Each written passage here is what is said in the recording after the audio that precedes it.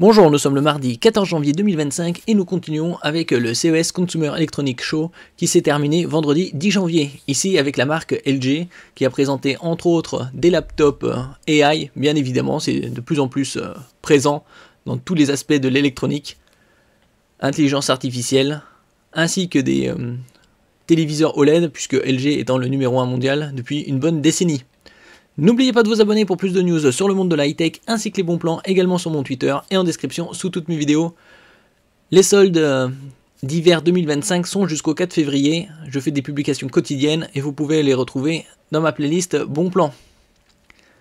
Donc ici nous allons voir différentes présentations de LG, comme le premier téléviseur transparent au monde et réellement sans fil pour 60 000 $ seulement.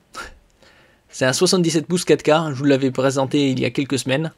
Bon, il faudra attendre au moins 7-8 ans, voire 10 ans pour que ce soit abordable, c'est-à-dire peut-être en dessous des 3000 € d'ici 10 ans. Il y a également les enceintes portables sans fil qui ont été développées avec will.i.am des Black Eyed Peas. Les PC portables avec intelligence artificielle et d'autres OLED plus en plus lumineux. Alors ici c'était le 77 pouces, ça avait été présenté également. Au début c'était juste un prototype et là c'est commercialisé bon, pour les États-Unis. Ça, les différentes enceintes ici, nous avons elle sortir X-Boom Grab, c'est coming soon, ça viendra dans les semaines, les mois à venir. X-Boom Bounce, X-Boom Stage 301 et des Buds. Et tout ça, ça sortira dans les semaines, les mois à venir. En ce qui concerne les PC portables, tous Copilot Plus avec 45 tops pour la partie NPU et en différentes tailles. Ici, on a 16 pouces, 17 pouces, 2 en 1, c'est-à-dire avec écran tactile, et soit en 17, soit en 16 pouces. Ici, les nouveaux moniteurs avec des OLED à 240 Hz, de plus en plus élevés en termes de fréquence, soit en 39 pouces, soit en 34 pouces. Les 34 pouces au niveau format 21 neuvième sont plus répandus que les 39, avec une courbure de 800 R. 800 c'est pour 800 mm et R c'est pour radius. Donc ça veut dire qu'à 800 mm ou 80 cm de l'écran, c'est l'emplacement idéal. Il a également présenté un 45 pouces avec double mode de rafraîchissement et également un écran qui se plie et qui peut être transformé en écran plat. 45 pouces 21 neuvième avec une définition 5K par 2K. Donc ils seront commercialisés dans les semaines, les mois à venir. Ici un 27 pouces OLED 480 Hz, on arrive à des taux de fréquence très élevés. Est-ce qu'il y a un intérêt à avoir une fréquence aussi élevée dans le gaming? Déjà au-delà de 120 Hz c'est déjà très bon, jusqu'à 240 voire 300 pour certains jeux. Après c'est juste une prouesse technique. Donc 480 Hz, DisplayPort 2.1, toute dernière norme, et compatibilité G-Sync et FreeSync Premium Pro. Ici c'est le Ultra Gear Bendable, c'est-à-dire qui peut être transformé en écran courbé ou plat. 45 pouces avec double fréquence. Alors 165 Hz en WUHD et 330 Hz en WFHD. FHD étant le Full HD au format 21 neuvième et WUHD c'est Wide Ultra High Definition, c'est la 4K au format 21 neuvième. DisplayPort 2.1, USB Type C avec la possibilité de recharger un smartphone, une tablette ou un PC. PD pour Power Delivery. Un autre 45 pouces OLED également avec une courbure 800 R avec les mêmes spécificités, sauf que celui-là il est juste courbé, tandis que le précédent on peut le mettre en mode plat.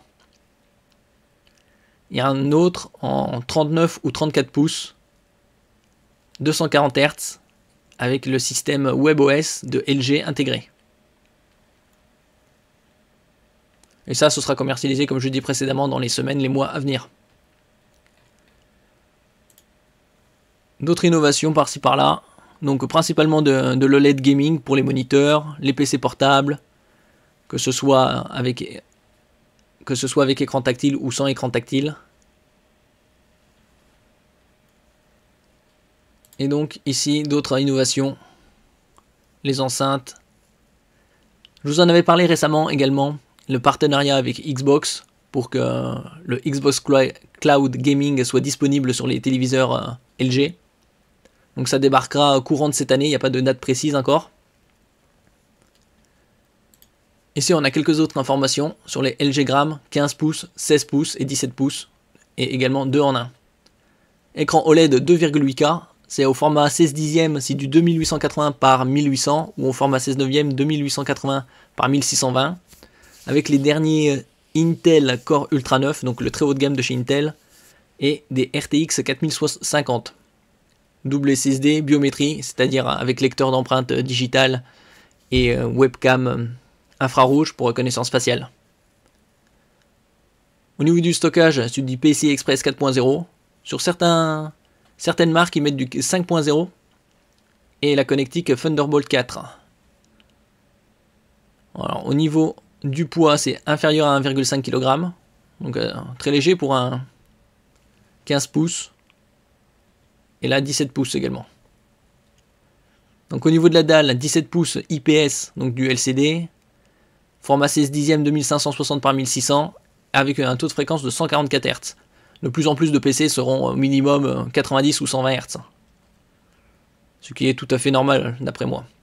Au niveau de la RAM, 32 Go de LPDDR5X à 8400 MHz, double emplacement SSD, d'une capacité de 512, 1 Tera ou 2 Teraoctets. Comme je le dis précédemment, dans d'autres vidéos, il faut qu'ils arrêtent avec le 512 gigaoctets. 1 Teraoctet, ça devrait être la base.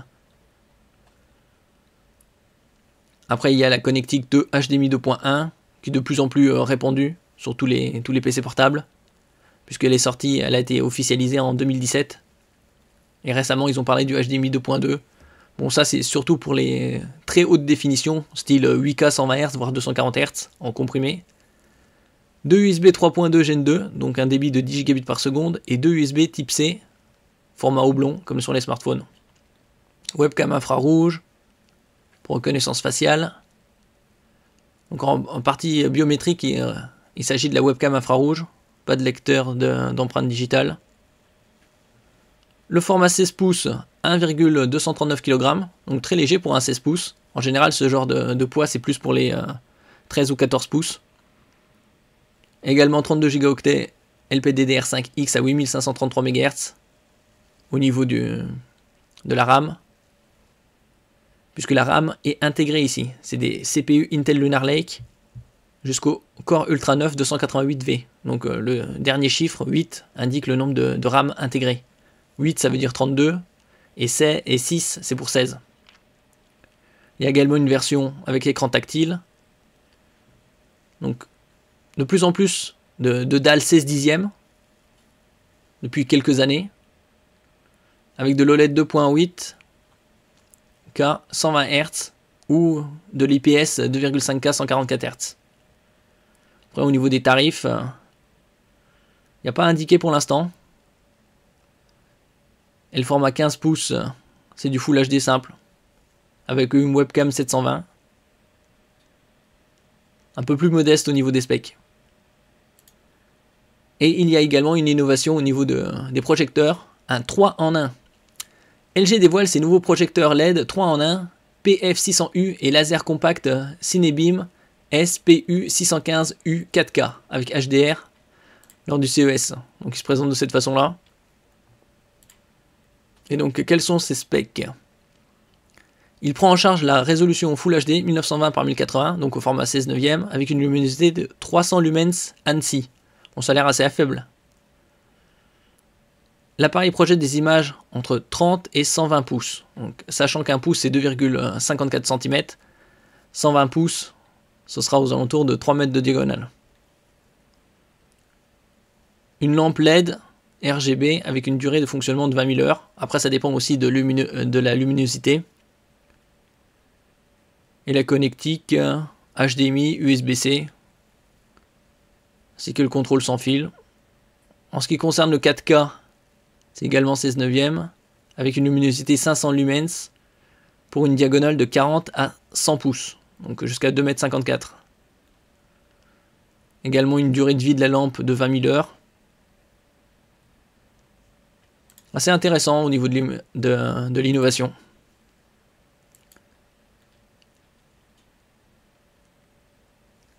Avec le CES 2025, LG Electronics élargit sa gamme de projecteurs en annonçant 2 modèles.